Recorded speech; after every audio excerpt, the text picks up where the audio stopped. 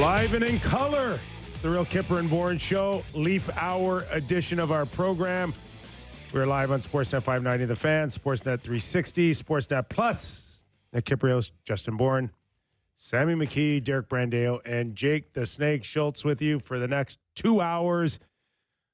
As we focus in on our first hour, Toronto Maple Leafs now with a 2-0 series lead after an opening round for the first time since 1987 division final. Is that good? Really good. So there was a moment after we won the Stanley Cup and like the initial. Hold on. What? The Stanley Cup. Hold Good on. Lord. Hold on. Telling a story. Okay, telling the story. Okay. There was a moment where like the initial rush of and piling on, and then it was about like 7 minutes we're on the ice. Yeah. And we've already hugged each other. Yeah. So that was done. Yeah. And then I looked at Brian Leach and I'm like, okay, what do we do now? Now what? Now what? We've accomplished. And Brian Leach goes, I don't know. We've never done this before. Let's go ask Mess. What do we do now? Right? Yeah. I feel this morning the Leafs are up 2-0 in the second round. And I'm looking at you guys now and I'm going, well, what do we talk about now? We're really good at We've never finding been- the things they need to work on and being critical, but We've never been here before. we haven't. I have never been alive for this.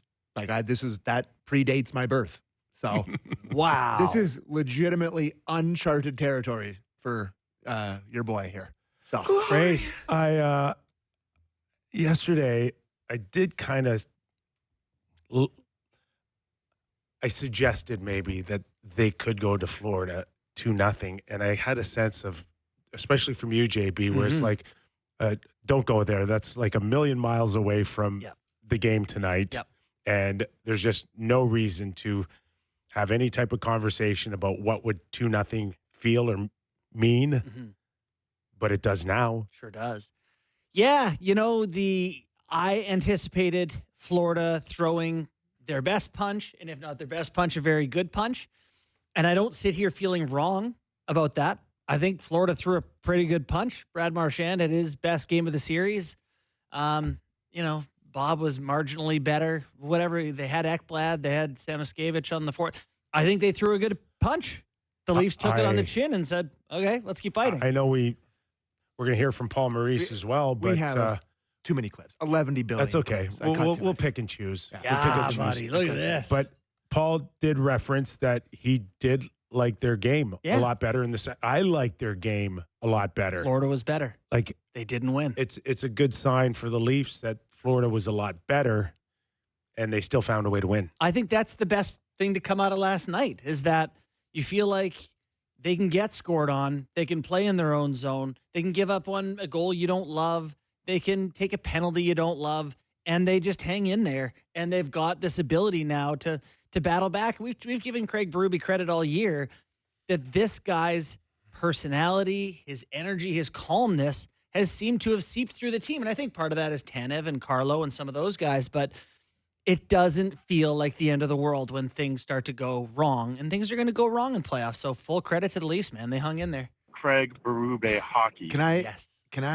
I don't know. I mean, you guys talk to a million Leaf fans too. So I would say that there's, in the start of this playoffs, up until this point, up until last night before the game, I think it's guarded optimism about the Toronto Maple Leafs. Okay.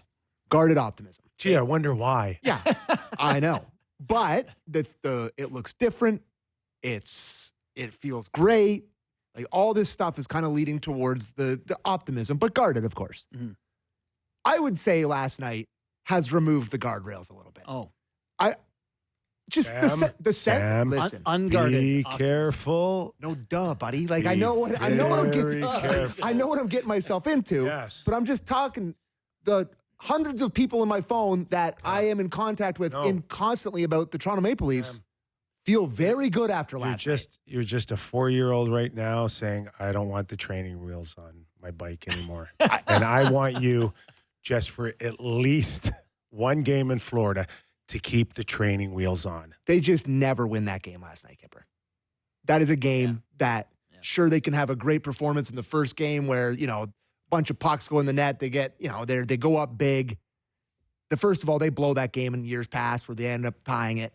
Last night is just an obvious win for the Florida Panthers. An obvious win. They find a way to take that punch, come back and win. It's like, holy crap. What the hell was that? Okay. That's the general feeling I'm getting. Right. Is after what years the of hell it going happened wrong, last night? it went right. So we got your view, Sammy. Let's get Craig Berube's overview. It was a little bit back and forth for sure. Probably a little too much at times, but I mean, the way they play, they're quick and they do things quick, and they don't give you room. And, if things don't get behind them, then they're going the other way, So, but it's works the other way too, which, we've done a good job of that so far. The thing about the, play going both ways is the odd man rushes, according to Sport Logic last night, were 7-4 for the Leafs. Like only giving up 4 odd man rushes in the game. Pretty good. And out of the 7, they're scoring a couple of goals. Yeah. That is something they have made a major advantage in this series is stretching, getting behind Florida's D and pressing a bit. And yeah, it feels like they're able to create when in the past you've been like, why can't they create? yeah. And I mean, it helps that Bobrovsky's let in 9 goals. Mm-hmm. Where, I've heard a couple people comment on Bob not being great or whatever. Mhm. Which one do you want back? no, I listen. Marner's last night, and that's fine, Tanev's but it's in a game good, 1. It's a good screen. Tanev's for sure game 1, but Yeah. he's pretty screened on the Marner one. I agree. Maybe he can find it. He's Okay. got to find that puck. Okay. He's definitely got to He find that hasn't puck. been perfect, but like the Leafs goalies have given up I know. a few you don't like too. But this is what it's like on the back of the bus when the guys are talking amongst themselves. you gotta give us that one. Is that it's 2 goals on 6 shots, and it's 3 goals on 12 shots on our goalie. And What are you talking about? 2 goals and 6 shots, that's what Bobrovsky gave up. like a Last cluster night. in the first game. Oh, 2 goals Oh, on 6 shots. okay. And 3 on 12. And any way you want to slice it, that we can't win Mm-hmm. when they're scoring 2 out of 6 Yeah. to start, or 3 out of 12 to start. Mhm. And that has to get cleaned up for Florida, or else this thing could be over in 4 or 5 Mm-hmm. for Florida. But this, And yeah. I'm not suggesting that there's not going to be a ton of pressure on Reinhart and Verhaeghe to get her going, Mhm. but that's not the goaltending that won you a Stanley Cup. Right. Yeah. Yeah, it's not. It's not. And it's funny because you look around and see these goalies that struggle with traffic in the playoffs. Hellebuck has had traffic troubles. Vasilevsky, it's become a reputation of his in the playoffs.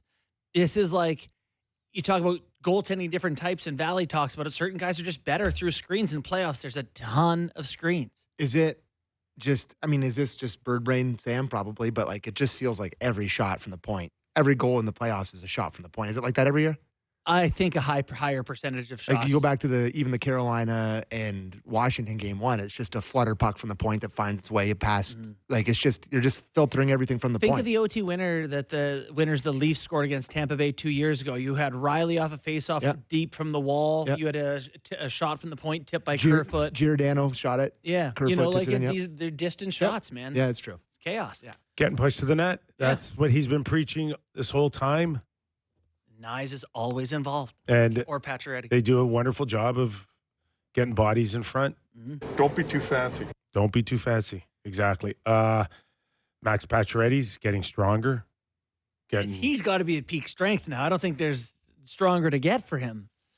Yeah, I think with the way that he was able to show himself early in the regular season, with the type of impact he can have, with the finishing of the checks and creating room, I think it played out really well. That's the guy that you didn't need to play 70 games this year. Yeah. Last night, Leafs leading hitter beside Pacioretty is Lawton with 5. No one else more than 3, and he had 7. Pacioretty had 7. All right, let's listen to Craig Berube on Max Pacioretty. I think it goes back with his injuries and effort and commitment he put back to getting healthy. And, it's showing now, in my opinion, that he's very dedicated in that aspect and didn't want to, go out that way or, fought his way back. And now he's, doing a great job for us in a lot of areas of the game, not just the scoring. He's played a pivotal role with the physicality and how we want to play, the heavy style of game, and he's been a good fit. Oh, that's turning into a bit of an understatement right now. Mm-hmm. Well, I mean, I think Max Pacioretty clearly deserves a ton of praise for how good he's been, but everybody and their mother, including me, I think you, were asking to get Nick Robertson back in for that Game 6 against, or anybody, even he played a Kampf. good game 3 or 4, Yeah, and then he was very no good bad. for 2 or 3 games in the first round. And- It was like, okay. And everybody was yelling for him to potentially take out Pacioretty. He looks slow, looks old. And in Game 6 against Ottawa, elevates him, scores a winning goal, keeps him there, has been great for them through 2 games. That has been an unbelievable adjustment by Berube. And listen, you need the player to go out there and perform to make you look smart, but he put him in the position to succeed, and he's been great. You have to give Berube credit for it. What a tip this was, eh? It's an amazing right out of tip. the bar. It's an amazing tip. It really is.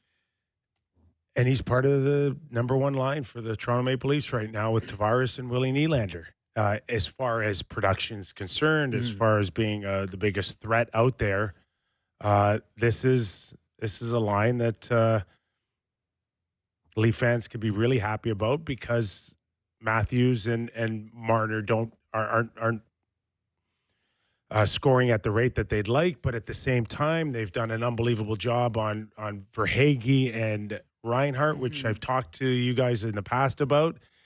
And all that matters is the W at the end of the game. Yeah, you're trying to win games. I'm super conflicted on the Matthews, Marner, Nyes line, because they're so effective and so good, and they're dealing with a tough line. And, I said on Leafs Talk last night, but, at some point you got to score. Like, Marner shoots one in, they get a point, and it makes a big difference, obviously. So, give them some credit there. But, yeah, definitely. I don't know. I look at Matthews' stat line from last night. He played most on the team, 23-30, 3 shots, a block, 2 hits, +1, an assist. It's a great line. But I watched the game, and the whole game I was thinking, we need something out of this guy. And it's not what you're used to after his 9 years in the league. It's like it's a different Right? it's a different It guy. is completely different.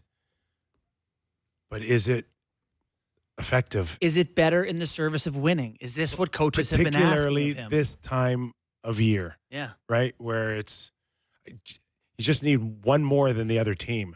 And it doesn't, at the end of the day, does it really matter who And- has it as long as it Yeah. sits one more than the team you're facing. And that's where Matthews is right now. It's hard to argue that they're now on the longest run in the history of this era of hockey. Like, this is now the longest run, right? Yeah. Like, this Yeah. will be their Right. They'll get to at least 6 games as a Yes. minimum. Yes. So it's hard to argue with what he's giving them because they're winning the most they've ever won in the playoffs, and it Yeah. looks the best it ever has. But you just expect him to be his dynamic self offensively, but it feels like he's yipping a bit offensively. It does. It does. And he is and has been in the past one of the highest, if not the highest paid player in the league. And it's not that sexy this time of year to say, oh, but he's winning a lot of faceoffs. Oh, I know. He's, He you know, is, though. and It's he is. crazy. And when you think about what winning a faceoff does this time of year with puck possession and the ability to, get the puck out of your own zone. It's crazy, by not, the way. It's not. It doesn't match up with highest paid in the league. It's crazy hearing you're anti-Matthews for years, and the one time everyone's like, what's up with this guy? You're like, I love it. It's great. And I have. Give me credit for at least being consistent. buddy, 100%. Okay. By the way, Reinhart, Verhaeghe, and Barkov, all -1. No, 2 of them had 1 shot. One of them had 2 shots. Like, they got shut down Barkov scores his goal on a power play and just a wrister you yeah. should save. Yeah. Yeah, and I'm not saying that between now and maybe June, You're gonna need a as couple. long as they're still playing, Yeah. he's gonna have to step up and shoot one in the net here. Yeah. I mean, you can only. ask Max Pacioretty and Max Domi to bail you out, like they have in the past here recently. But in the meantime, don't sweat it. I look at how many goals did the goal scorers, like Willie aside, Domi had what in the regular season? 7 goals? I don't know, 5, 6, 7. Pacioretty had 4 goals in the regular season, maybe. I don't know, something like that. And someone else scored who doesn't score a ton. Anyway, it's just crazy to get goals from. But even 6 points through 8 games for Morgan Rielly, 3 goals already in the playoffs. Yeah. 2 points last night. Oh, I think he has more. He had 2 points last night, so maybe that was before those stats got updated. So he's hot. To me, you're not going to bank on backhand saucer passes from Steve Lorentz to Max Domi to shoot it in the net. You want to talk about like a moment where the game's tied and then it's late in the period and then they make this rush, and to your point, Steve Lorentz with an unbelievable pass and Domi buries it like that. When it went up 3-2 on that goal, that was the moment you're like, oh God, this is really different. Yes. We have a clip on Berube on the response goals. That's love to hear it. Let's do that. Clip 13, Berube. I think it's been all year where most of the year and in playoffs where we respond, we get scored on. It's like, we need a good shift now. And I think our guys, 1 through 4 in the lines and the D go out there and with that mentality. We're not gonna sit back and here they come. We're gonna go after them, and that's it. That's the mindset you got to have. You get scored on, and there's ups and downs. We talk about composure all the time. Just go out and play. Wow. Yeah, He's consistent, man. Lots of composure. And the one thing that in the past where we've seen when they've been hemmed in their own zone, that sometimes it doesn't end well, right, on those shifts. But there's now almost a calming feel that even if they don't have the puck, as long as they're standing in the right position, it doesn't feel like they're like ducks paddling like hell underneath the water. Yeah. It does actually look a little calm, cool, and collected now for me. Comfortable which is a big difference now as well. And this team is it's built from the net on out. I've always said that. You win championships from the net on out. And it's holding true so far with what we've seen out of the Leafs. So a few stats. I wrote an article today on sn.ca, and you talked about their passing in the past. They are making more little passes, particularly out of the D zone, 3 more per game. They're much better. Yeah, shot blocks 16.4 in the regular season, 21.1 in the postseason. Hits per game up from 23 to 32 in the playoffs. Like they're getting points from the back end where they weren't in the regular season. So better. If I'm going to just go back to Matthews, Marner, and Nyes, they need to raise their level of passing the puck better too. I think they'll get even better looks. They're minimal right now, but they're people on their team. Max Domi's line and Tavares' line are moving the puck better than Matthews, Marner, and Nyes. They don't have the puck. They don't have the puck much, do they? No. Nyes doesn't want on his stick. He's not a carry it guy. Not a carry it guy. Marner typically does and hasn't had it enough, probably. But yeah, that's the next step, I think. That is the next step for them in Florida. So maybe a comment on William Nylander here, fellas. Like I know we mentioned him scoring that goal there, but it's part of the response. But I think he's now leading. Yeah. Rantanen had a hat trick last night, so maybe he's leading. Another. That's unbelievable. Maybe he's leading now, but he's amongst the leaders. The coach last night had a great clip on him. I'm not sure what number it is. Everybody knows the talent level that William Nylander has, but it's another thing to do it on this stage at this time of year, the way he's doing it right now. What have you, if anything, learned about him? Not that there's anything more to learn. Let's leave him alone. I learned, he is, nothing gets to him. I mean, I think if anything, like he doesn't feel, pressure and I could be wrong, but this is what I see. There's no too big a stage for this guy. Like he thrives on this stuff, in my opinion, and he looks forward to it, and he wants to be in all those critical situations. And when he smells something, he's there. That's a goal. That goal is That's as high end as it can get, in my opinion, with hands. And he has great skill with his hands. He's unreal hands he has, and the ability on his skates, his cutbacks and all that. He's a high-end player. He really is. I mean, and I don't think that he feels pressure or anything like that. He just plays. And he doesn't want me to talk to him. So just leave him alone. I probably should just leave him alone. Thanks. He doesn't want me to talk to him. Just leave him alone. I will give Willie credit because he's got himself in this sweet spot where he isn't sitting at the very top, but he's certainly nowhere near the middle or the bottom. Mm-hmm. He is in that sweet spot where he can play great, obviously, with his world-class talent and get the accolades. But on the nights that he doesn't show up or takes a shift off or starts gliding on a line change from his own defensive zone faceoffs, yep, he can get away with that because Matthews Marner take it first. Because Willie is Willie. Yeah. Oh, he's just being Willie. Right? And now he's got a coach that's saying, like, leave him alone. Yeah. And I'm sure that there's other players on the Leafs or in any other league where it's like, gee, I wish my coach would just leave me alone. Well, and if Willie is the top player on your team, it's probably like when Phil Kessel's here in Toronto and everyone's like, oh, he had a bad game, but a bad back check or whatever. But he goes to Pittsburgh and he's the third best player.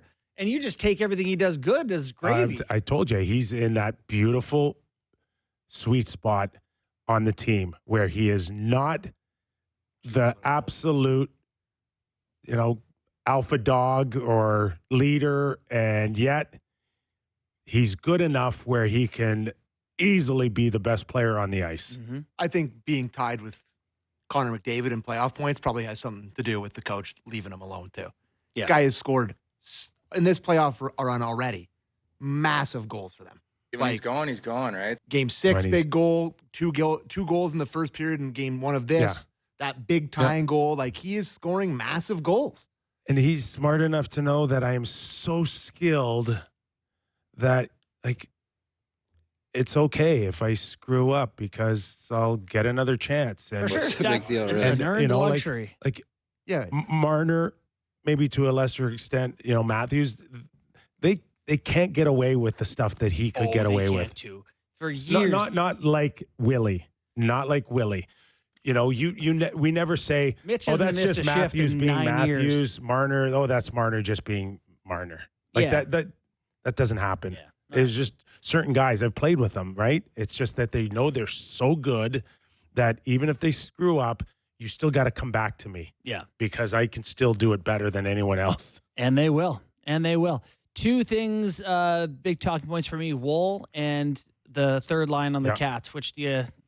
Joseph Woll, because he did everything that I had thought he could do the moment I suggested that they got to find a way to get him in the lineup. Mm-hmm.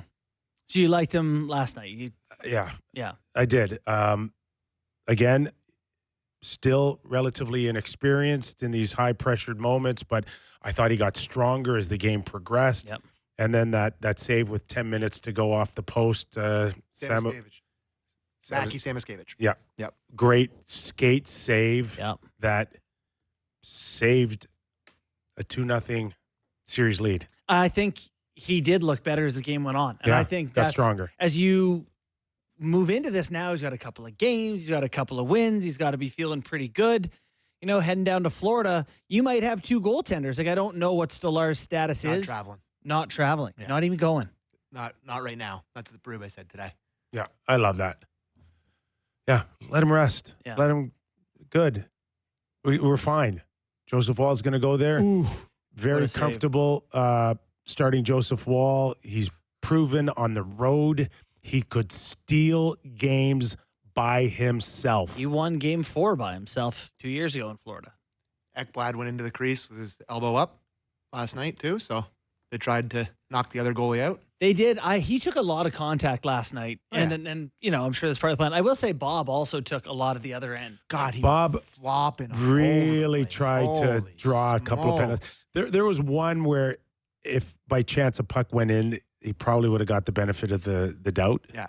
I can't recall who was in there, but he's a smart guy. If he's feeling it, man, Flops. He flops. Listen He to Maurice. embellishes. Yeah, listen- which brings us to another Oh, yeah. conversation. Listen to Maurice on Bobrovsky, though. I didn't think he took it easy on his goalie. Clip 3, Maurice. Didn't love his first game, I thought, up until the fourth one. He was, I don't look at him for any of the first three. We've got haven't given up a tremendous a lot tonight, but the danger on the rush is significant. So, goalie's going to be fine.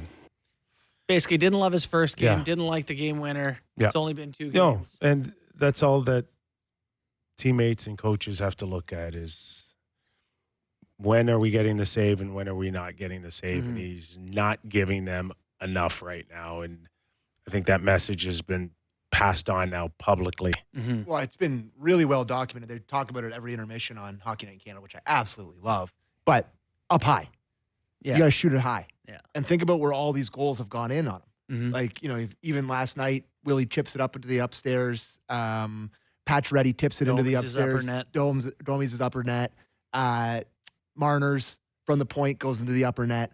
It felt like when they played them the last time 2 years ago, it was just like he was stretching out Yeah. everything along the ice. They've really done a good job of elevating the puck, and Kelly Rudy keeps bringing it up, and I love it. Yeah. Keep talking about it, Kelly. Just shoot it high. Shoot it high. You can't stop anything high. I Yeah. love it. All right, this penalty, this embellishment penalty that has a lot of people talking today. How about McKee? Oh, the Leafs. Oh, the league hates the Leafs. The Leafs never get a call. Whoa, buddy. The Leafs got away so- with murder. Yeah. My theory I mean, is the call the night before was way worse. all Yes. all the times that you said the Leafs have gotten screwed by the league and by listen. the officials, Listen, That's right. That's they made official it up management. with this one embellishment call. So now going into Florida, it's even between you and the that it was officials, 5-on-5 after that was screwing the Leafs. unbelievable. right?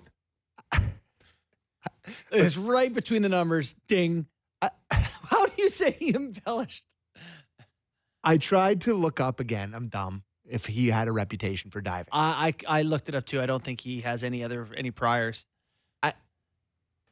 I got a lot of people because I sent out a tweet about this being like embellishment with the face covered Yeah.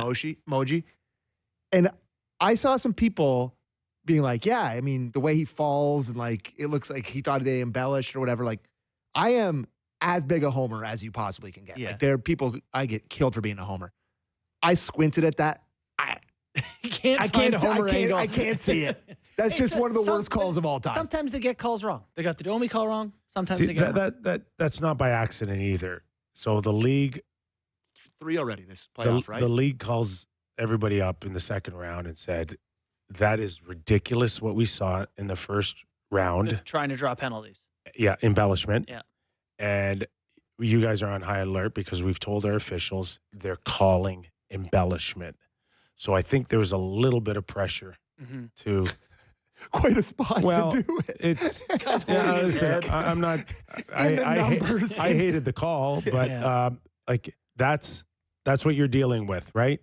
So all the officials were on high alert now on the embellishment, and That's good. at least it didn't. Overall sends a message. It ended up being a split, right? There's no power play Schmidt off of it. got 2 for jumping Lawton, and Lawton was ready So, to go, yeah, gloves in the at air. the very least, it wasn't like a critical power play that influenced the game. Correct. Right. They did lose control for like 7 minutes. After it got that, squirrely. it was mayhem. It got was- a little squirrely. Yeah. But then, Holmberg got drilled, no Yeah. call. Then he touched a guy and got a penalty. It was like, what's happening? right now? but then the game kind of settled itself down, and then they called no more penalties, and it was good. Mhm. So I prefer no penalties to way too many, and yeah, it was good. Do you want Maurice on that? It's funny. Okay. Is it? Yeah. Okay. Well, it's a very. We like funny. I mean, he's not. Listen, the Mr. Jovial's gone. He's Mr. not- Well, he's not having down fun. 2-0. Mr. Jokes at Carlin is gone. He's just serious now, so you can play that clip. Clip two. Paul, did you get any explanation on the Rodriguez embellishment penalty? I'm not sure I've seen that call when a guy goes to the room. No, I didn't. That's all he gave? No, I didn't. Oh boy, that's usually Tee off. a 3-minute answer. Should we, in Game 3, start the Maurice-o-meter? No. What are they doing on Hockey Night? The Savvy meter? Savvy meter. I want them to do the Sammy meter in my living room. Yeah. Get the camera in there. And You should wear like one of those biometric, like heart rate monitor thing. No, I don't want to know how close I am to death. If I was savvy, I would politely ask Call them them, be like, to stop that. Stop it. Yeah. Okay. Absolutely stop it. You show me on a meter one more time. Yeah. I'm going to wrap a meter around your neck. Well, No listen, comment. He gets a little excited. I love our Sportsnet broadcast and everything they do. I would never say a bad word about it. It's Kipper. great. Unlike you. It's, Savvy probably doesn't love it. That is awesome. Well, I don't know. I know if there was a Kyper meter, Yeah. I'd ask them to focus on the players. Yeah. I would be This definitely is- making a call. This is about the players. It ain't about me on the bench. It's funny how the players comment on Berube's great demeanor and calmness all the time, and Savvy's also on the bench. Like Marner was literally like, I think it's just the calm of our coach that keeps us. It passes through the team, whatever. Meanwhile, Savvy's back there just having a ball. Great. Maybe one thought on the Florida Panthers, and outside of Brad Marchand, like not much out of Matthew Tkachuk What did he play in last the first two games. I got to think that he's legitimately got an issue that's probably costing him Off-season. 20 or 30% of what we're used to seeing. I mean, he played like 11 and 13 minutes in games 1 and 2 of the first round, or the couple games he played. He played 18-30 last night, -2, had 3 shots, but none of them threatening. Let's play the clip from Maurice about that very thing. Clip 6 from Maurice on Tkachuk, please. I don't know who is 100% this time of year, but what are you seeing in Matthew Tkachuk's game right now? I thought he was good tonight. Like, he was generating. Like, this was the best game for me that he's played. I liked this game. That's the right thing to do as a coach. Oh, yeah. He came down the right wing Not early, issues. kind of a pseudo 2-on-1. Missed the net. Missed the net. Right? Did Wall get a piece? Close? Missed the net, low blocker. Even if he did, it wasn't a typical kind of threatening shot, in my opinion. Either he didn't have a ton on it, or he just missed the net. One of the two. But that's one that you usually see that guy Barry. nail. Yeah. We went 32 minutes. We didn't talk about Sam Bennett. It's great. That's the best part about the Leafs game That last means night. they executed it perfectly. Correct. They did not make him an issue, Didn't make and him I don't main think character. I don't think he He was no good. he pushed it either. He didn't try to, rip open an envelope, as they say. Yeah, -2, 1 shot, 4 hits.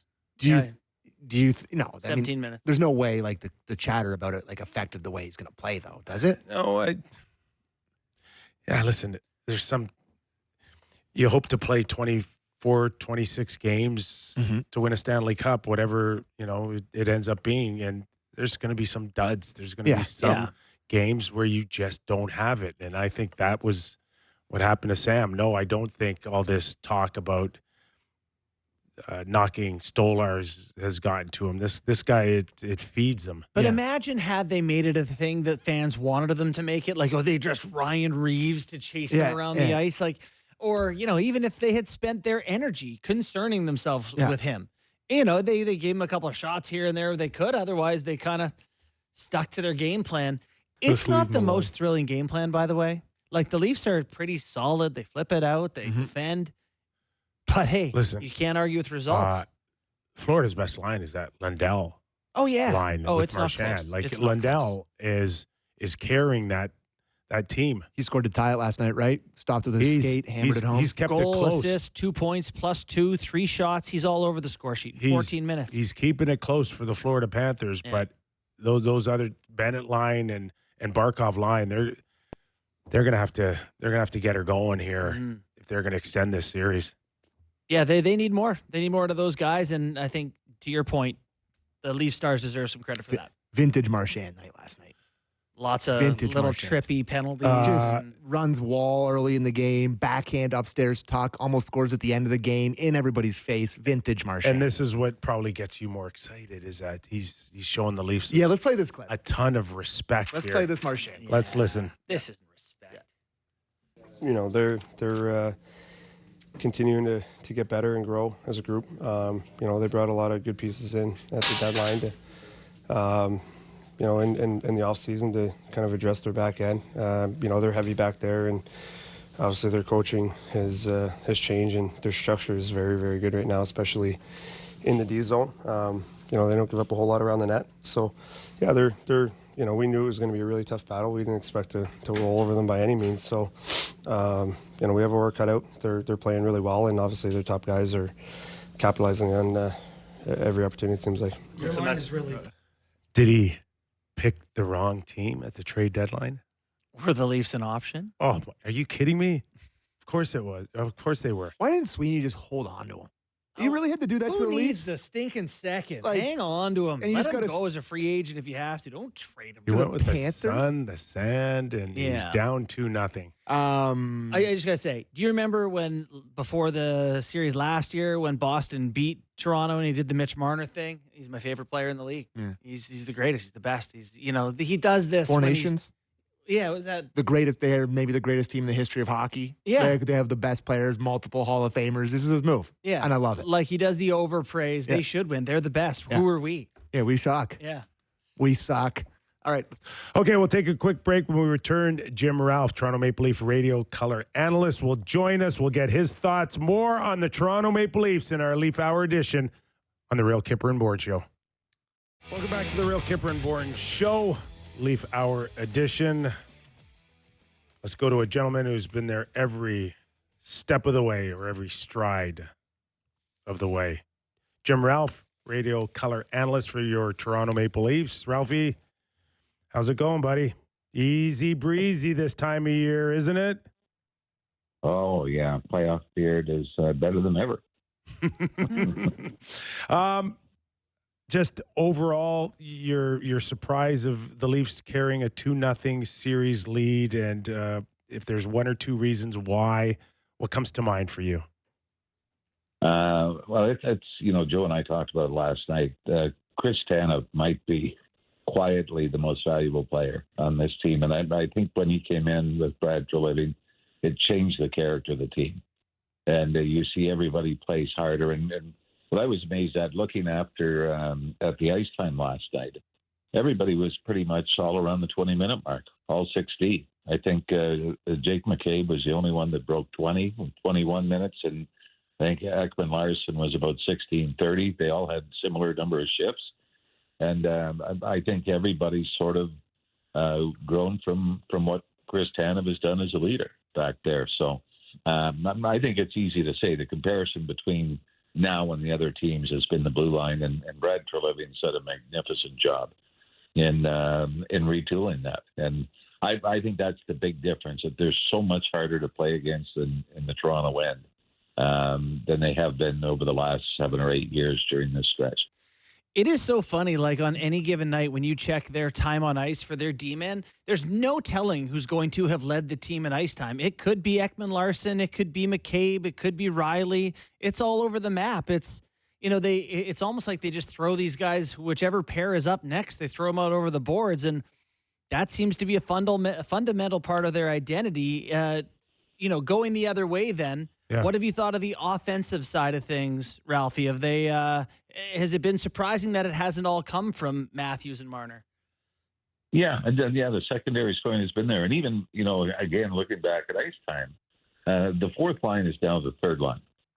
What we 100%. perceive the Lorentz line, ice time shifts, everything else. Domi came out with Lorentz and Lawton to be able to score in the second period in a line change.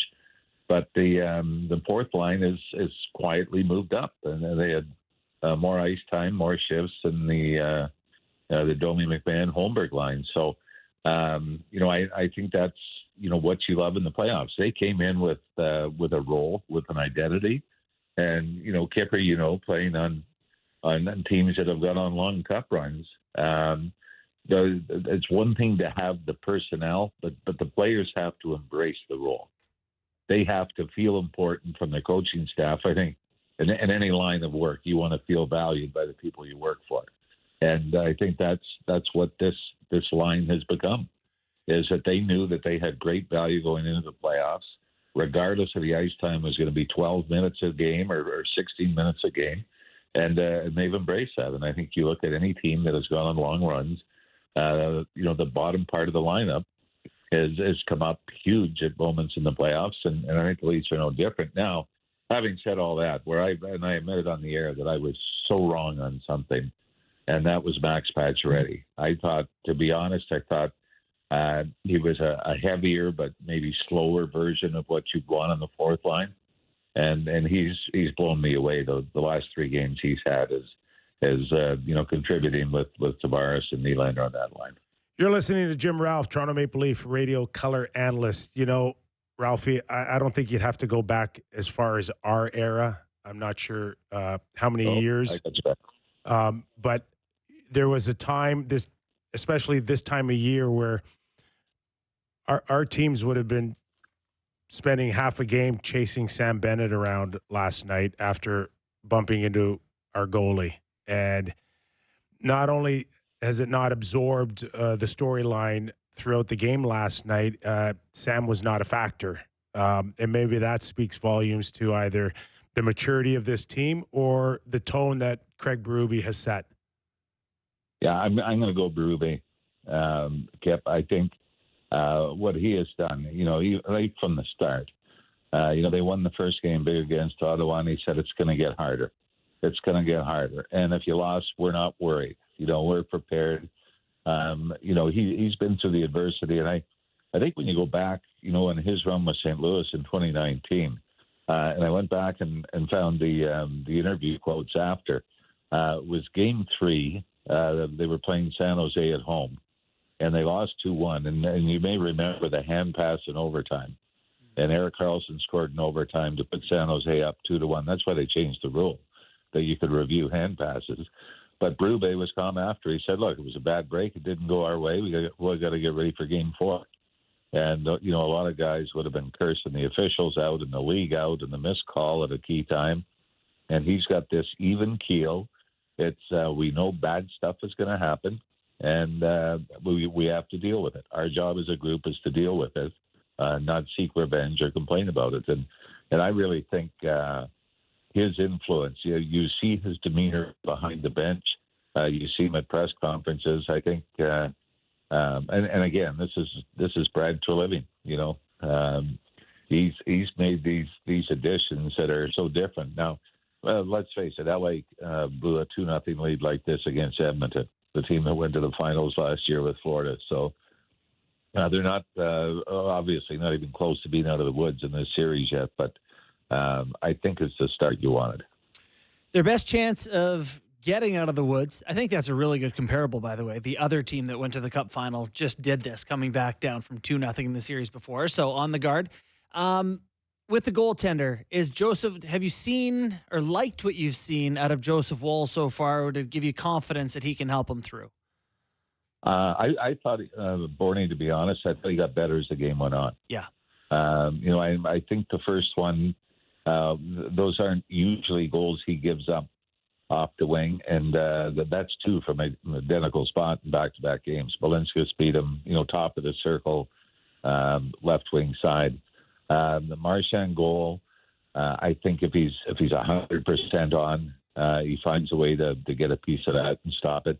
But the save he made in the third period, I mean, that was a game saver. Mm-hmm. And I thought as the game went on, he started to look a little more comfortable. It's different. This year he goes in compared to last year, it was, we need you to be the savior.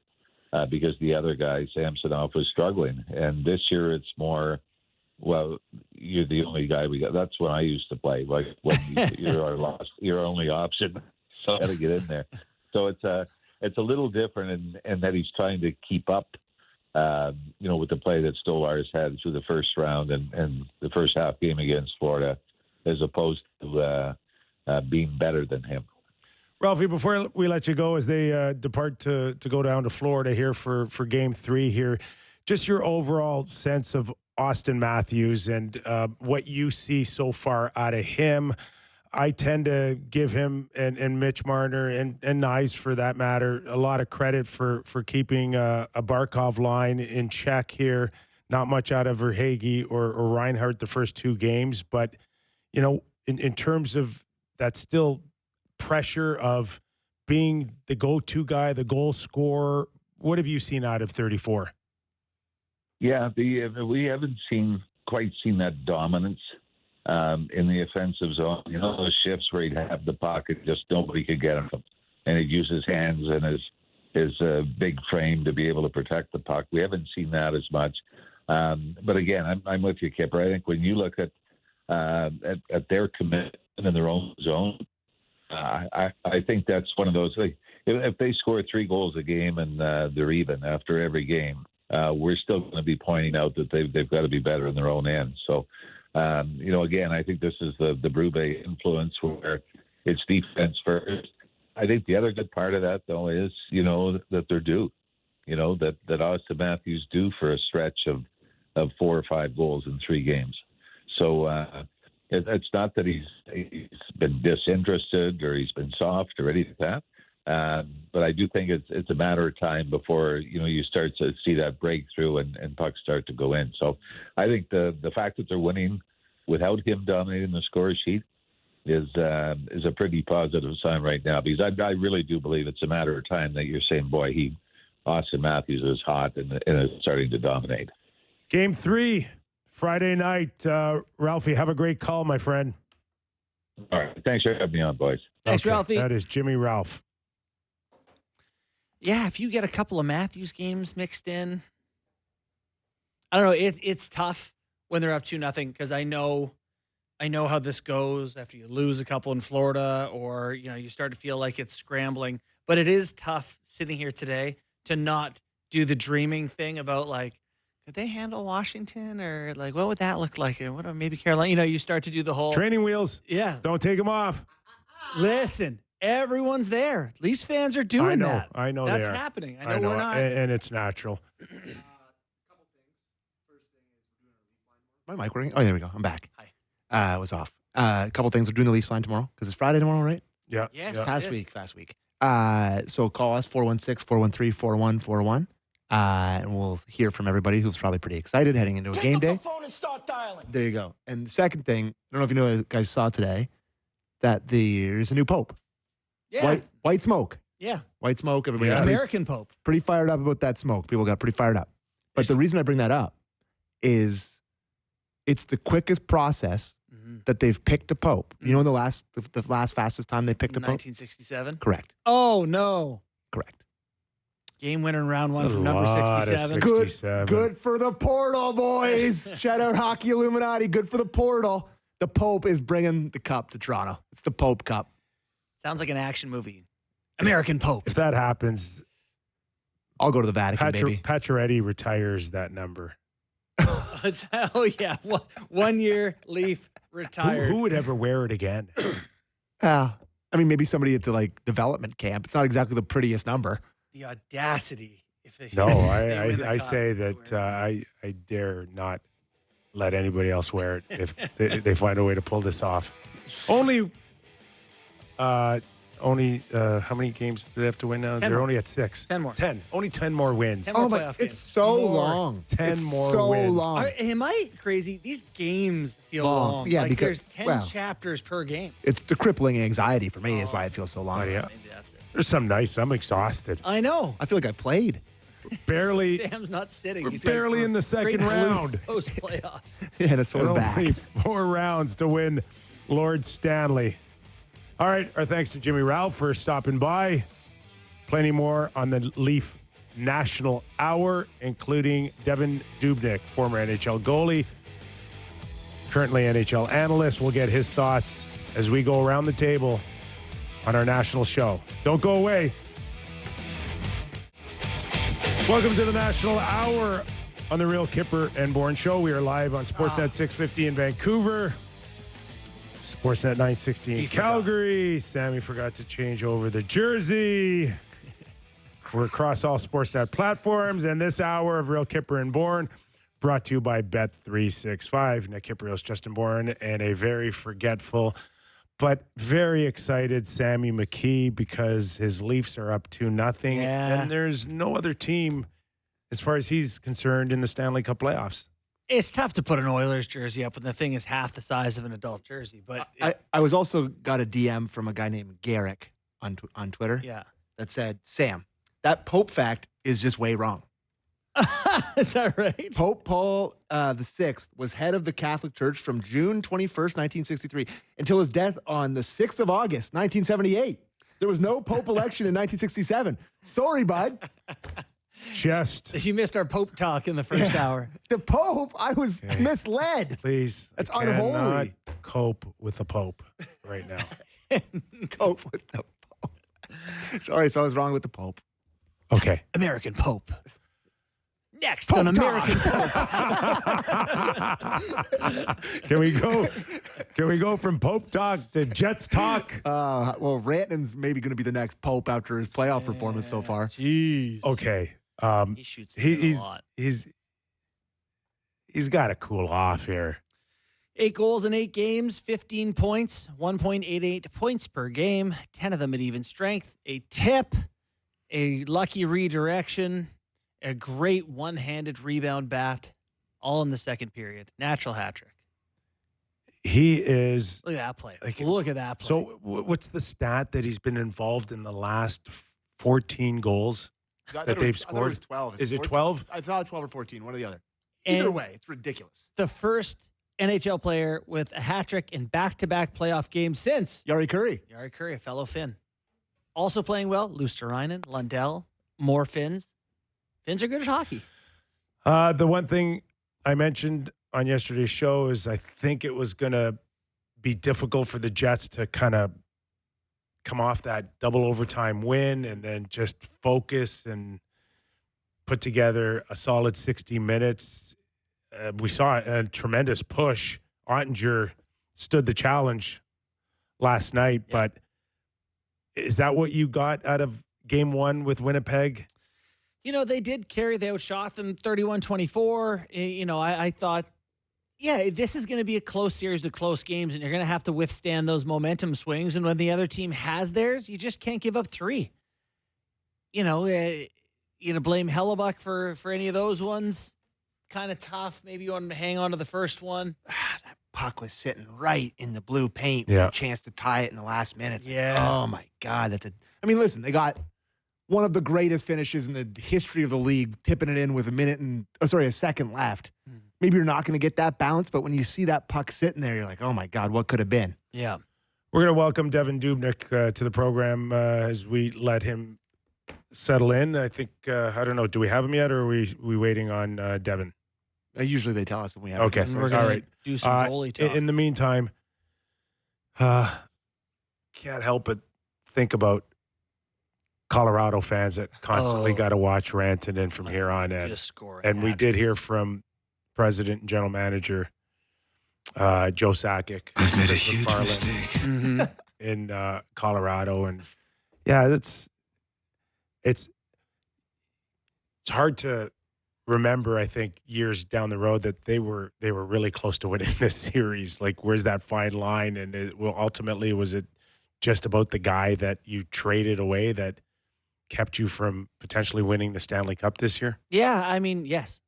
That's the reason. That's as simple as that. It is. The answer is yes. I guess so. I'm curious what the knock-on effects of this decision are. Are the Avs, how are they going to spend their money this offseason? Do they now feel like they can go get Mitch Marner? Are they going to do something different with the money? Yeah. Or because otherwise, Kip, they're just a worse team than they were on a decision they held in their hands and didn't follow through on. And traded their best prospect and a first-round pick How's for Brock McKinnon? Nelson, who didn't score a goal in the playoffs, did he? No, he didn't. No. The one thing that Joe made pretty clear was he just wasn't ready to commit the money to Rantanen, and the feeling was that it was too much up front between, I guess, him, McKinnon, and I don't know if he put He's pricing Makar in there, but too top heavy. I'm not sure if he used that phrase or not, but there was a sense of too much, right? And leaving him too thin or not enough depth. But the cap is going to the moon. Well, that's what I think everybody's been saying here. And if you're not going to pay Rantanen, who are you going to pay? Because I got news for him. That Nakash, what do you think he's going to ask for? I don't know, 10? 11? 11? I don't know. You're right. No, you're right. And if I was him, I'd ask for that too. Yeah. But, okay, so what do you think you're saving by moving Rantanen? It's not good, Kip. This is not good. And I do think this has the potential to be really bad. Really bad. How mad is their superstar? How mad is the fan base? How much, if they lose again next year, do people say, all right, well, we got to do something different? All right, let's welcome him in. Devan Dubnyk, former NHL goalie, Coyotes. You know, the first time I met Devan was, I think, the third goalie with the Montreal Canadiens, and we were in the same lineup for hot dogs at the Bell Center. Is that right? Yes. You're giving me too much credit there. I think I was the fifth goalie. I think I'd sent my gear back home already. I was just And there then for, formality. Yes, and then from that moment that we met, then you became a star in the league, a number one legit goalie. I think me and the hot dogs deserve a little credit for that. Yeah, I had to do some extra work when I got home to work those hot dogs. Yeah, because I had a few at the Bell Center there. Thanks for joining us. Just a lot of talk, not only on our show but throughout the league on Mikko Rantanen and what he's been able to do single-handedly for the Dallas Stars and how this is playing out for Colorado. But what are your initial thoughts when you've been watching him like the rest of the hockey world? You know what? I caught a little bit of what you guys were saying before, and it's truly baffling. You know, the more you go over it, you try to make sense of it. You try to, like you were just doing the numbers there, and for a team that has made so many good moves and seems to consistently make good moves, there's just nothing about this that makes sense. The trade in general, you have a top five player in the league. I'm sorry, he's top five player just about every season. He's big, he's strong, he skates, he stick handles, he shoots. I mean, what are you? You can't replace what Mikko Rantanen is, and it's not just that; it's combined with the timing of it. Like it wasn't a rush at the deadline. We tried to sign him. Oh my gosh, we can't. We have to get something for him on a team that is considered a cup contender. So you know sometimes you even just have to sit on that, eat it, and take your chance that you might still win a Stanley Cup with him, potentially lose him, but still have the time to try to sign him if you go win. A guy that seemingly wanted to be there has continued to say he wants to be there. He's loved in the room, but then they do it, and it was like a week or two before they come out with the cap projections. So they did it before this, and then it was, I don't know if it was exactly a week, but it seemed like a short period after they come out with these cap projections that are going through the roof, and all of a sudden it's like 12.5. That's like nothing. Right. So there's so much of it that doesn't make sense to move on from a player who is beloved in the room, in the city, and really an irreplaceable player. And unfortunately for Colorado and their fans, he just shoved it down their throats. Oh my gosh! And then rubbed some salt in the wound last game. Like, when you read these numbers, are you serious? 14 points in 4 games, 2 back-to-back natural hat tricks. Like this isn't real. Yeah. Baffling. Devin, you competed against him. You played against him. Those Minnesota Wild years, seeing him constantly. What is it about him? What's it like facing a guy like that? Well, he's Moose, right? The guy is massive. He's 6'5", I don't know, 235, whatever he is like solid muscle. The guy's in incredible shape, and he's not. It's funny because when you watch, he's not like flashy. He doesn't look super fast. You got McKinnon out there is going 100 miles an hour. It looks amazing, but when you really watch him, like he's got incredible hands. He is fast. He's huge, so he's going to go to the hard areas. He kind of just does everything.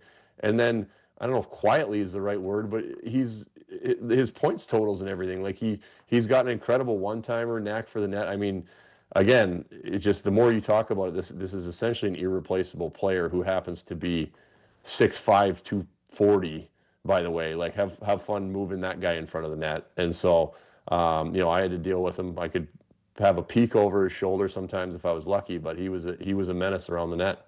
So his job this series is to make life hard on Connor Hellebuck. Hellebuck had an unbelievably strange year in that he had one of the best goaltending performances we've seen in a regular season in a long time and a really tough first round. So what did you, a fellow goaltender, make of what's happened with him in the playoffs? Yeah, you know what? It's a tough one, and it continues to kind of be like you can't call it a fluke anymore when it just is continued to happen, and I don't know. I mean, I can see it. I don't know if it's pre-scout because it's different than playing in Winnipeg in the middle of February. You're not going to get that same focus on that specific game. Going into a playoff series, there's a ton of pre-scouting involved. All the advanced analytics and whatnot now, and a lot of it, with Helly, it's a lot of high east to west puck movement, and then you're seeing these point shots go through, and combined with that, so Connor Hellebuck is one of the best goalies there is at reading the game. That's what he's great at. He's right there. He's on top of it. He plays deep in his net, but it feels like he's always right there because his reads are that good. In order to do that, in order to be able to do that, you have to fully trust what's going on in front of you. And throughout the year, obviously, Winnipeg played extremely well in front of him, very structured. That gives him the confidence to make these reads that he's so good at. So he can play deeper because he has to, because he's not the best skater in the world. And then be comfortable with knowing exactly what's going on in front of him. So he makes these reads and he's there all the time. Well, as soon as, for whatever reason, Winnipeg doesn't seem to be, whether it's being late in shot lanes, not boxing out, being late, trying to box out and cutting across. There seems to be a lot of cross screens and tips, and now he's playing deep in his net, so that's getting exposed. As soon as he starts to feel like, when he's relying on those game reads as much as he does, as soon as he starts to feel like he doesn't trust what's going on in front of him, then those reads start to become anticipation, start to become borderline guessing on plays, rather than sitting on guys, letting that play happen, and then moving into it with the extra speed being your read. The facts of goal is kind of a perfect example. So it's not a great shot. Let's be honest. Like, it's not Ovi coming down and ripping it under the bar. Like, it was a shot, high glove on a straight line. I mean, yes, those are going to go in sometimes, but not at that time in the playoffs. But if you watch the play, he's got a guy he's got a St. Louis player driving the back post. And maybe when he's on and he's feeling it, he's going to either know that guy's taken by his D-man, or he's going to feel comfortable that he can get there if that play happens. He can sit on the shot, wait for it, knowing that if that play happens, okay, now I'll go. But what you can see is he obviously doesn't trust. He feels it off of his back shoulder. He doesn't trust that that puck's not going there, or he feels like he can't get there if it does. Now he starts to sink back a little bit. You see his skates just start to drift. His shoulders then flatten out, which is that kind of guessing game a little bit where he's getting ready to go before the play happens. Those shoulders flatten out. It opens up the glove side, and a shot goes in that really wasn't a great shot. And that's kind of what you started to see with Hellebuck, and why pucks are getting past him. So if he needs to get that confidence and trust back on what's happening in front of him, so that he gets his reads back and those goals don't continue to go in. So team structure is, not to say the whole thing here between what's happened to him from the MVP regular season to the playoffs, but can you talk about a little bit about that transition as for a goaltender and the pressures, or like to your point, as soon as they straighten out what's going on in front of them, you're going to see the old Connor Hellebuck back? Yeah, I think so, but it's a fine line, because it's like it takes a little bit to get to the point of not trusting. Like crazy plays can happen, poor defense can happen in front of them. It's not like all of a sudden the trust is going to go out the window, but it chips away at it, chips away, and after back-to-back games in St. Louis that were blowouts, that then starts to creep in. It's the same thing. It's not this magic potion, irreversible boom. You have to build back that trust and that feeling, and it works both ways. He has to build back that comfortable feeling with the guys in front of him. Of course, they trust him, and they know he's one of the best goalies in the world, and they're going to see it. But he's got to find a way to get back to showing them that. They've got to find a way to get back to him trusting. This is a great save, by the way. Yeah. What's going on in front of him, and then you slowly start to build that back up. But it's really, a goaltender is as good as the group in front of him, and then his job is to make that group in front of him comfortable with what's going on behind them. They have to all work together, and it is, overtime was a great step in Game 7 there. I thought he played well, and last night, or was that last night? It was last night. I watched so much hockey. I can't remember which night. We're right there with you, Val.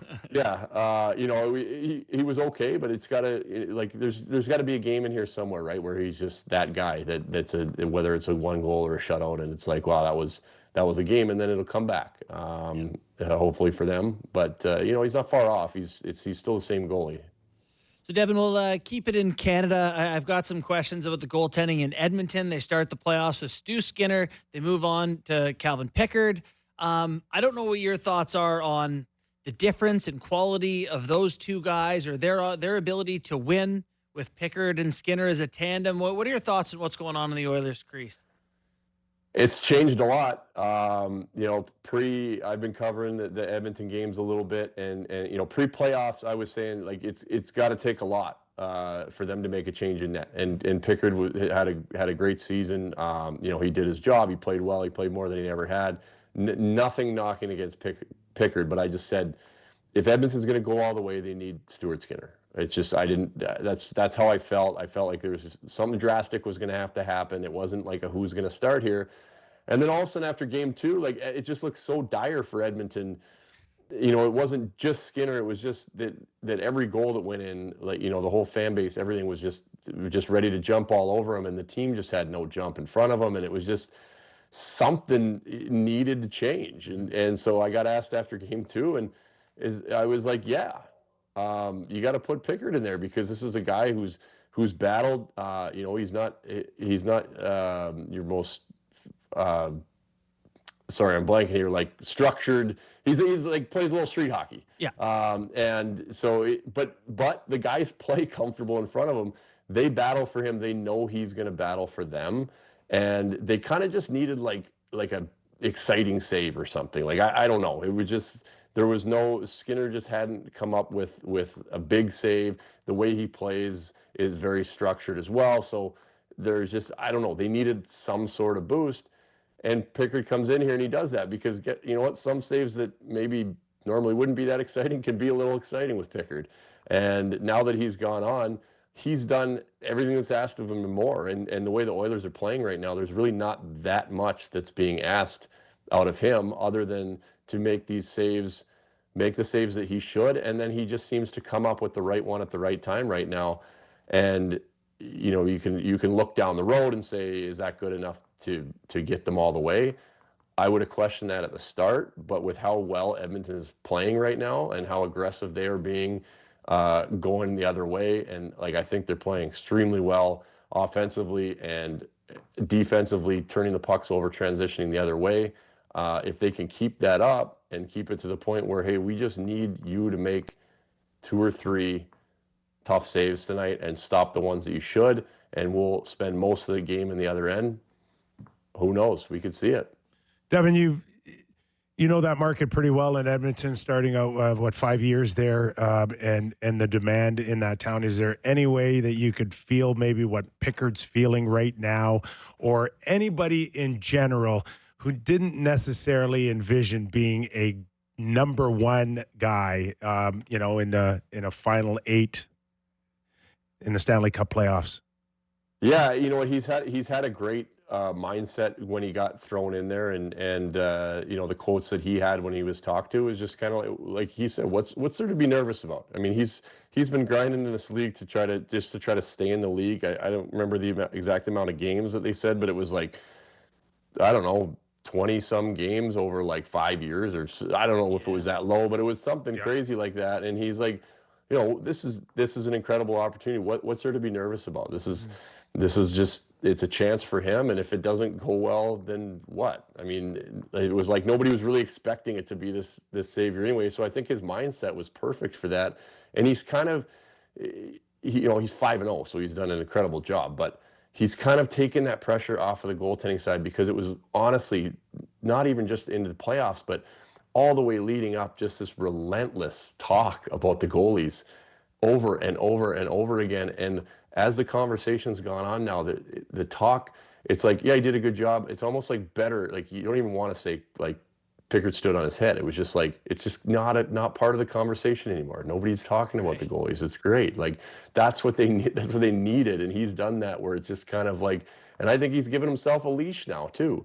You know, I think that for a while it was like, yeah, if he really slips up in a game, then that's when you go back to Skinner. Cause I constantly said, like, I do think they would need Skinner to go all the way. I might be eating my words on that one, but I think he's earned himself a leash here, that if he does have a game that isn't great and he doesn't look good, I think he's earned the opportunity to stay in there and continue to battle.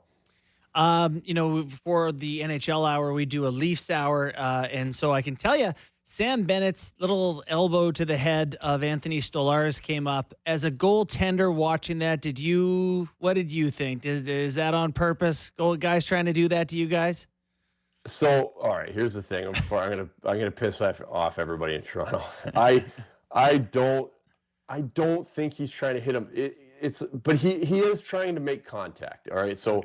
But that's what these guys do, right? Like the Corey Perrys, the Sam Bennetts. This is why they're great playoff players. They're trying to agitate when they go through the crease. They're trying to get a little bump. I don't think he's trying to hurt him in the head. Like it didn't look like a really hard contact. He didn't like swing his arm and hammer him. And it's unfortunate that he got hurt. But yes, he's trying to make contact. But that's his job. That's why these guys that's why you hate to play against them in the playoffs. And you know, he'll do that and he'll bump you and he'll piss you off and then he'll go put the puck in the net. This is why these guys are great. I think it's, you know, a combination. He's trying to make contact with him. But at the same time, it was a really weird play where Stolarz ended up. You know, most of the time guys push to their post and go to the RVH there on that play. He ended up biting a little bit on the shot to begin with. So he actually was down early and then the puck goes down to Bennett and he's kind of stuck at the top of his crease at the angle where he then goes paddle down because Bennett's right there to tuck it. And so he's kind of in a spot that the goalie wouldn't normally be. He'd actually normally be back, you know, a foot and a half. And Bennett is, you know, he takes the puck, he takes it to the net. That's the other side of it is he's got the puck on his stick with a chance to score. Like, are we giving him that much credit that not only is he going to try to put the puck in the net, but at the exact same time, he's like, oh, I'm going to elbow him in the head. Like, I think that he initially was trying to score. Puck went off his stick. Hey, I'm around the goalie. I'm going to give him a little shove. Yeah. And unfortunately, it was a serious injury, and that's too bad for anybody. But that's kind of what I took out of it. With all this talk of crease crashing, we watched Bobrovsky, I thought, try to sell a few calls here. As long as they're coming in that area, are we going to see more of this? Is there a bit of an art for a goaltender to sell something without looking like he's selling something? Like, I know you would never do anything like that. I got one email one time, but from the league, from the league, yeah. I completely disagreed with it. We had a nice back and forth conversation, but there's an art to selling it. I don't think guys are very good at it. I know just from being in there, a lot of times the contact does feel like more than it ends up being, like when you rewatch it. But the thing is you're down and you're in a vulnerable position all the time, right? You're down on your knees with your head forward, looking around. So, and these guys are moving quick out there. So a lot of times it's like when you get hit in the net, it feels like more than it is. But you know, you got to be careful with the head back and the flailing the arms, and that's up to the league to make sure they're on top of that. And you know, they create the list for the referees of guys to watch out for with the diving and whatnot. But there's definitely an art, you know, if you can get bumped, lose balance. My favorite thing was take the net off. Being as big as I was, like if I was anywhere around the post and they were buzzing around the zone, if I got a little push, it was just like I could just get the crossbar nicely tucked underneath my shoulders and just be like, whoa. I want to know I love that. If we've got penalties over the glass for 2 minutes, I want a penalty for any goalie that knocks the net off. But I also want my goalie doing that. So yeah, exactly. I mean, that would almost have to be a review call, because you can't imagine the refs like staring at the goalie to try to. Although sometimes this playoffs, it seems like they're looking at everything but the game. How big are you? 6'7"? 6'6"? 6'6". Like you could breathe on one of those nets and knock it off. That's how big you are. You just need the tiny little lift. That's why I was like, just off the moorings and see you later. I was on my knees, so just You get 1 inch lift on that thing, and then the rubber pipe gets a little wobbly, and it doesn't take much. Oh gosh, giving away all the secrets. The I don't need goalie them anymore. You're handing in your goalie union card right now. Yeah. Hey, Devan, great stuff, man. Thanks for joining us. We'll do this again, okay? Absolutely. Thanks, guys. Devan Dubnyk, Thanks, man. Appreciate former it. National Hockey League goaltender, doing a great job covering the NHL too as well. Aiden Hill did that last night. No, it wasn't last night. Yes. Was it I know. the night before? Yeah. There was a national referendum when Matt Murray did it a But couple yeah, times. I'm telling Well, you. There was a national referendum. If Well, it happens he did it a 100 bunch of times on purpose. Yeah, but it happens every night in the league, and it's like Toronto guy did it. National referendum. I can't remember when they brought in the rule for shooting the puck over the glass. Yeah. People were appalled. It's crazy. Yeah. And then it became just a Normal. part of it. Yeah. It's normalized. Yep. Why can't we normalize that if the net comes off and you have no other person to blame but yourself, you're getting a 2-minute penalty? Yeah, no, I'm with you. Totally agree. Hey, Just like, black and white. Even if it's an accident, Black like, and well, white. hey, buddy, if no one else touched you, you knocked it off. You've practiced in this thing since you're 7. Yeah. You know it hasn't moved. It's the same size. It's the same size. It hasn't moved. You know the distance between two posts. You know where it is. You knock it off. You're getting a penalty. Totally good with it. Honestly. Yeah. I have no problem with that. By the way, I don't remember people shooting the puck over the glass to get a rest before they changed the rule. But anyway, I did. digress. Oh, I remember a few. I mean, it people going. happened, but not like with any regularity. And now it's the only way you can get a power play in overtime. I know. As long as we're going on this pet peeve thing. We should go. Okay, one more. Yeah, okay, One more. Okay, why is it more important in your own zone and it's not in the neutral zone or in the offensive zone? If we're asking you to Intention. keep the puck, you're a skilled player. You shoot it over the glass, you're a moron. Okay? They're trying to catch guys who do it on purpose, which no one does anymore in any zone. Take away guessing who does it on purpose or not, and just say, you shoot it over the glass, into the crowd, you kill the play. We don't like that. In the You're a neutral pro. zone? You're a pro. Everywhere. How do you shoot it? How do you shoot it in the neutral zone or in the offensive zone over the glass? Penalty. Your first all the way around penalty. First rule was good. Second one, I don't think that's passing the All committee. right, I tried. Okay. It's game time presented by Bet365. Visit the app for latest odds and find out why it's ever ordinary at Bet365. It's 18 plus, Ontario only. Please play responsibly. So 2 great games on the ice tonight. We're going to talk about the first one tonight with Aaron Ward coming up after the break. Carolina in Washington looking for a 2-0 series lead on the road. Huge faves again. Minus 170 tonight, the Carolina Hurricanes. Washington Capitals plus 145, second best team in the league all year.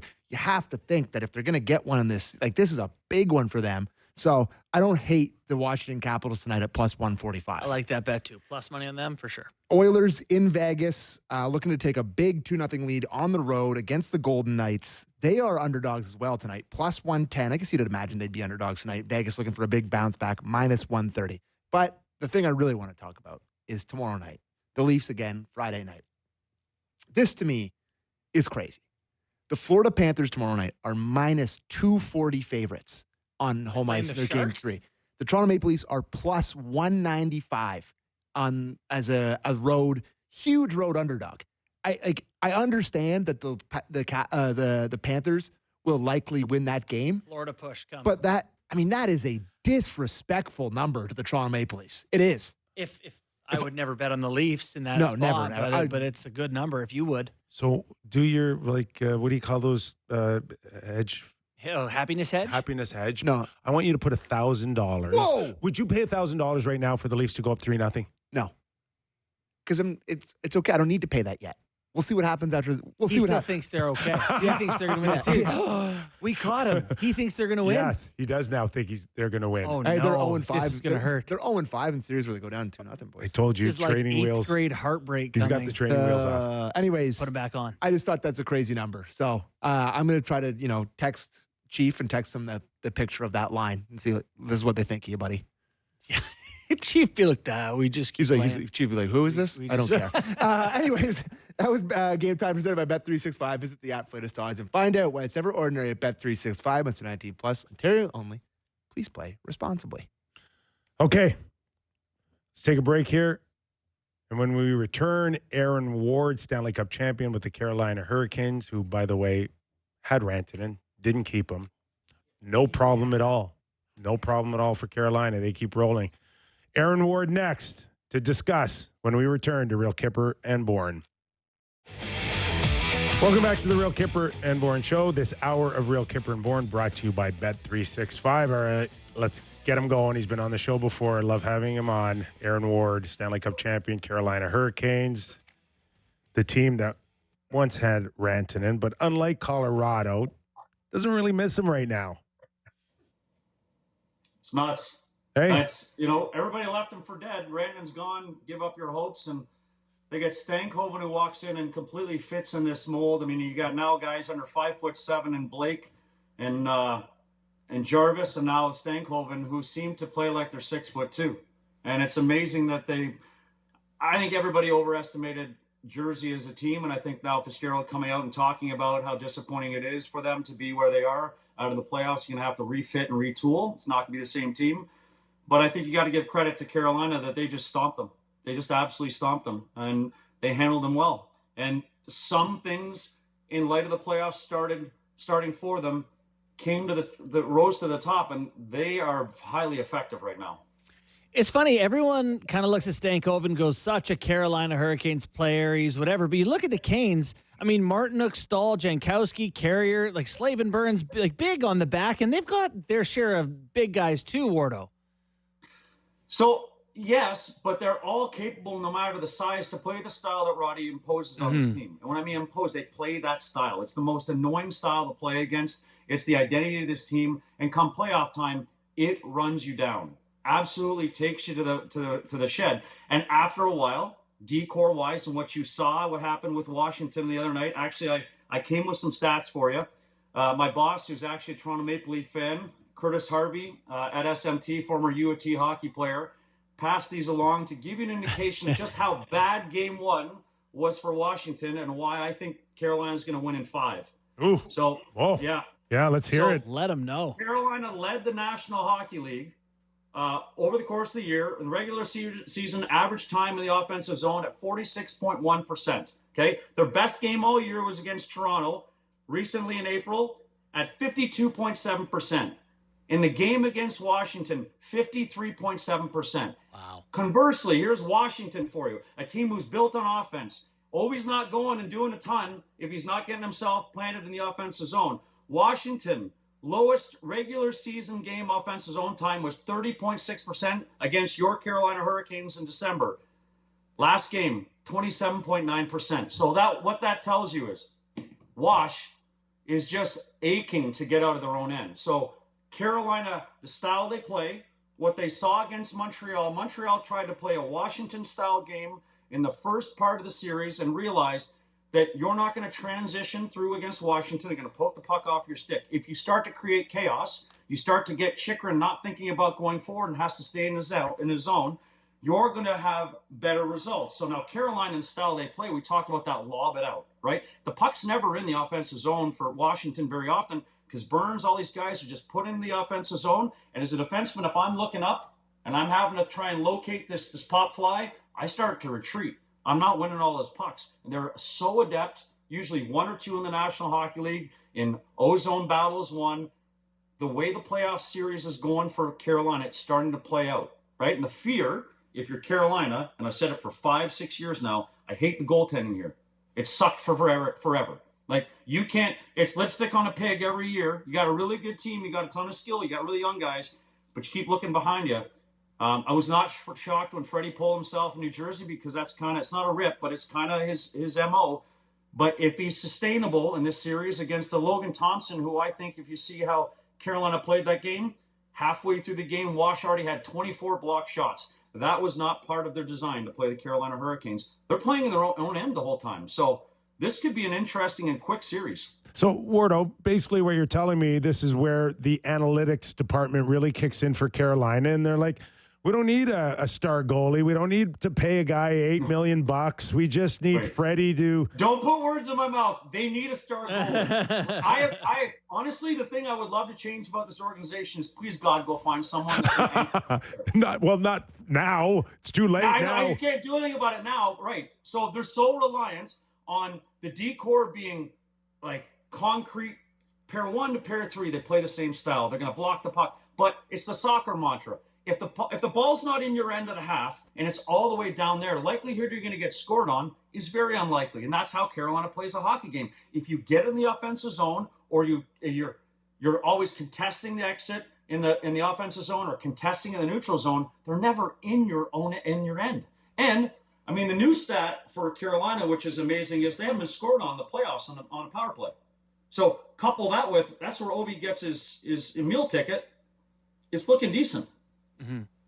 So the Carolina Hurricanes, I mean, we're talking about the Toronto Maple Leafs in the first hour. This is the first time they've led in the second round of a playoff series, 2-0 since 1987. The Canes do this every year. Does it feel like not a big deal for this team to be where they're at? I think that they have enough experience and a different makeup. Like you talked about Carrier, you talked about some of the guys that are playing for this team that have come in and added pieces that they've sorely lacked. They always have a big back end, but up front, like if you think about some of the storylines of this series alone, Svechnikov has to exercise some demons. The last time they played in this series, he got knocked out and was face down because he challenged his hero to a fight. Didn't bode well for him. And I would tell you that that's a deflating moment in that series for the entirety of the group. So Svech now always got his scoring record, and he now has the opportunity to change the storyline for the Carolina Hurricanes in their favor. Overall, Orlov was formerly in Wash, and now he's in Carolina. He knows his team extremely well. I feel like this is an old Southeast Division battle. Seen each other so much, you can close your eyes and imagine exactly what each team is going to do next. So Carolina right now, I think, is comfortable in the idea that they're gonna push the pace so it looks like Washington's playing with the running shoes on and Carolina has the skates on. Svechnikov can be an X factor here. Like I watch this guy Wardo, and I'm like, you should be not Rantanen, but maybe a very lower, poor man's version of a Rantanen. Yeah. He can do things others can't do physically, with speed and with some hands here. So what's keeping him ultimately from going to the next level? I think the style, but if you're happy with the style and you look at team success, then you'll fit this locker room. Mm-hmm. I think you have to place yourself in an area where you're putting your ego aside and realizing that eventually your ego will get fed when your team success occurs. And that's the problem with playing the Roddy style and why Rantanen's in Dallas. Rantanen doesn't want to go bang in the corners to win it. He wants to transition across, use his body, cut to the net, make a creative play, and score a goal. He's willing to battle it out in that front, but to play that style for 60 minutes and be expected to, if you're not the two guys below the goal line, you got to be reloading high because your defenseman's going to be pinching.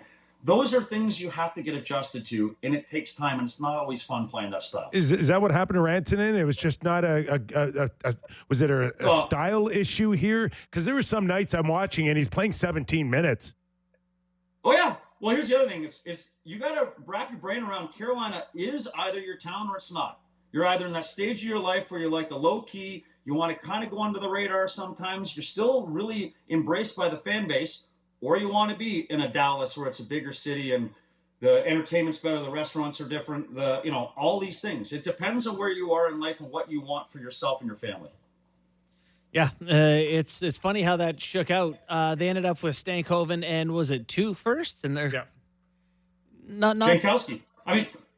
That kid is a Roddy Brind'Amour dream right now. He's playing lower level minutes in a role that sorely needed to be filled in this team. And he fits well with, whoever you put him with, Carrier, Martinook, whatever, you can interchange all 6 pieces on the lower end and feel like you're still going to put up a competitive group on the back end that won't be dominated by someone's 1-2. Mm-hmm. Just they won't. They're highly responsible. For Jankowski right now, he's a battle winner. He's got a little grit to his game, but all of a sudden he emerges and he's scoring goals in a way that he wasn't expected because that wasn't his role in Dallas. Yeah. Is he a game time decision? I hate to tell you this, but Carolina basically excommunicated me from any information in my past job. I stuck my nose in places where it shouldn't be, and then it basically told me to take a hike. So I'm no longer I'm not in the in crowd, you'd call it anymore. Buddy, is he available? I mean, how big of trouble can I get you in with that question? They know if I'm calling now, it's not for information. I'm trying to snivel for tickets. I'm retired. I can't afford those ticket prices anymore. I need the alumni discount. Don't come to Toronto. Yeah, No I kidding. know. I heard. So do you look at this Canes team and kind of think of your own Canes team at all, that maybe none of the or fewer of the top end elite guys in the league, but play a team system, team structure, good defense sort of thing? Can it happen almost 20 years later? I hate to tell you, I'm going to go back to 2002. Okay. So we met Toronto, and there's a juggernaut in Toronto. I mean, let's be honest. You guys were already deciding between, was it Colorado or was it Detroit? And we snuck in there, and we just played a consistent style of game that we found would counter what Toronto was able to do. And we just kept it close. And we knew, here's the mentality, which I think is also the same mentality here, is they're going to try and keep it close so that when it comes down to the trying times, they've already run down the defenseman in the last 10 minutes of the third period. You get to overtime, everybody's exhausted because this team is so well conditioned. I'd even say by comparison to probably 90% of other teams around the National Hockey League, because that's what Roddy has made the identity of this team. They know the later they get into the game, the better off they are. And that was what we did in 2002. We just kept things close and hoped for the best. And this is what that team reminds me of. Boy, I can't wait for that conference final between Toronto and Carolina, where we're going to have them on every day. It's going to be electric. I can't wait for a state proclamation in North Carolina that if you're coming into our town in blue and white, you cannot buy a ticket. And the funny part is, so many people stay over from Nortel that live here in Raleigh that they're already here. They have addresses. So here's your key. If you're in Toronto, you want tickets here, find your buddy who came here in like 1995 with Nortel, still has an address, they'll sell you tickets. Hey, you don't think Toronto can get through Florida for real, do you? I honestly do at this point. Oh, yeah. Listen, game one for me was an anomaly. I feel like Florida had nothing that you could build off of from that game that you would say, hey, listen, going into game two, we did this well. Nothing. So game three, truth, better. They weren't as abysmal, but Toronto looked like they put the boots to them. So now here's the big question. Is the mentality in Florida like, hey, this is the ebb and flow of a series, and everybody should carry home ice and trying to get to game seven and just get that last chance to work the odds that you'll win one there, right? So Florida has to hold serve. Let's be honest. I don't think Toronto plays particularly well in Florida. So that's one thing. I also know that there's a storyline yesterday that our boy Maurice and Saint Laurent don't exactly get along historically, so that Rodriguez call might come creeping out. Really? Oh, you don't know about that? No, I didn't know that was a thing. There's a storyline there that there wasn't Mo fined significantly for interaction with from Saint Laurent. All I know is Mo was asked after the game what he thought of the embellishment call or whatever. Yeah, he said nothing or nothing because historically coaches are cheap and they don't want to pay out money for fines. All right. Love to get your quick thought on what Edmonton showed everybody going up against Vegas. That one's like puzzling to me. I thought Edmonton was going to be left for dead, that they were lucky to get through this. I felt like Vegas was going to come with something different, and they were pedestrian in how they played. And it's like Edmonton played with them a level of emotion. In spite of what you're putting back there in net, they seem to overcome it. And so my constant criticism about Edmonton for the last 3 years is like, got to get a goalie. Same story I say about Carolina. Then I look at their decor and like, you get so many warts in the back end that come playoff time, they'll be exposed. I don't know how they're doing it, but I mean, you wake the slumbering Draisaitl and McDavid and all the guys who have had the past experience of getting to game seven. There's like an emotional investment understanding where we talk about the tangibility of having gone to the playoffs and experience. Montreal needed to learn it, and Edmonton got it last year, and they know that they're never quite out. So how they came back in this game is a testimony to having been on that journey, and you're never out of the playoffs. A la what happened with Winnipeg and St. Louis, Edmonton is another team that they're never going to just give up and lay down at any stage of the playoffs. They've been there, they understand it, and they've done that. Buddy, great stuff, man. Enjoy the game.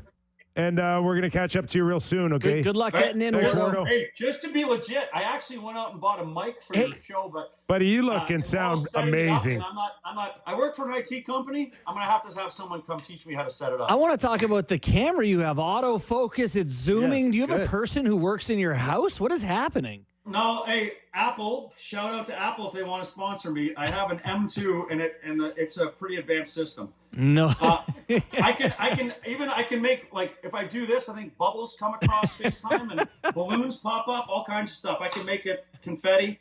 What a world. What a world. Man, you just 2025. You're going to have to start hanging Teaching old jerseys Dr. like Tricks us. over Hey, start begging for jerseys. It's worked for us a little bit on our show. I love it. Okay, Wardo, thanks I again, can pal. afford free. Hey, listen, I can afford free if anybody can afford free. Stanley Cup champion, Aaron Ward. Thanks, Wardo. Thanks, guys. All right. I went back and I did some digging on Maurice versus St. Laurent. Okay. And he buried him. So hold on. I just want to say the comment he actually said there asked, did the ref talk to you to explain the embellishment call? And he said, no, he didn't.